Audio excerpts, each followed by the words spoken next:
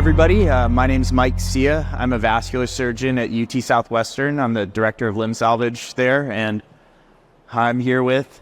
I'm Kyle Reynolds. I'm one of the vascular surgeons at MedStar Health and site director of vascular surgery at one of the other hospitals that we have, MedStar Montgomery. I'm going to talk a little bit today about my initial experience with Shockwave's new catheter, the E8. And it's been something I've had for the last couple of weeks, and it very seamlessly sort of became part of my practice, and it's going to change my algorithm for the treatment of certainly BTK disease. So Shockwave has a variety of different catheters available to us right now, but the E8 represents a novel therapy in the continuum of catheters available to us. And I think the thing that's really special to me about the E8 catheter is we have a longer Shockwave catheter that has more pulses, right? And you can use it not only to treat long segment tibial disease, and we'll show some cases on its utilization in that sort of area, but you can use it to treat the SFA and popliteal, especially long and recoil, right? And the E8 catheter, unlike previous iterations of the Shockwave device, has more pulses, has a longer working length, so you can treat lesions if you're coming up and over all the way down to the level of the ankle, and it's compatible with 5 and 6 French sheaths, right? So if you are somebody, and I don't know, Kyle, are you somebody that treats patients from the radial access?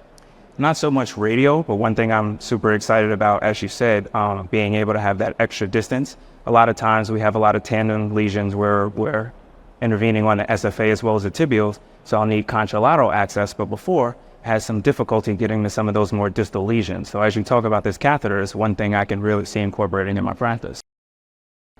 Yeah, I'm the same way. I haven't been bold enough to really embark upon like the radial platform for the therapy delivery because so many of my patients have BTK disease, but it's certainly an option for SFA disease, right?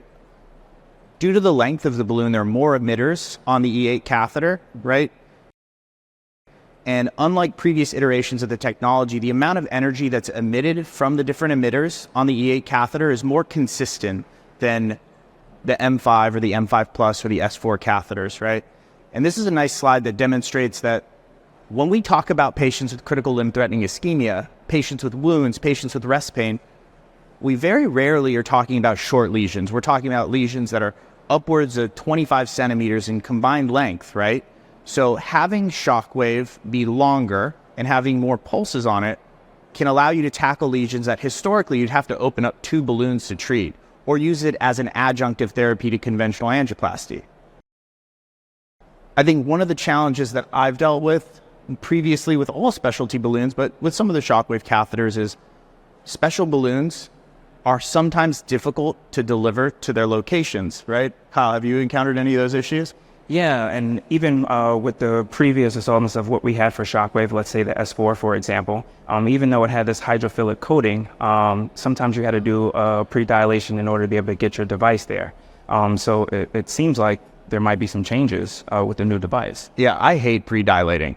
Like, I think pre-dilation fundamentally changes the morphology of a lesion, right? And I think if you're pre-dilating to deliver a therapy, you know, this is just anecdotal based upon my experience, but I think you increase the risk of causing a dissection. And below the knee, we haven't historically had that many tools available to us to address those dissections. So by changing the engineering involved with this catheter, right, this device is much more easily delivered. And I had the opportunity to work with this device, the E8 catheter, in cadavers prior to using it in patients. And one of the first things we wanted to see is how it compared to the historical devices, or the devices that we've had available to us, right? And I was very surprised to see how easy the E8 catheter was to deliver through all sorts of calcific disease. And I was very pleased to see how that worked in real life too, right? So, well, that's going to be great just because not only I agree with what you talk about as far as, you know, having to pre-dilate and how that can change the morphology, but that also adds a lot of time, especially when there's times where I may pre-dilate and I'll use a smaller balloon specifically because I'm worried about changing that morphology.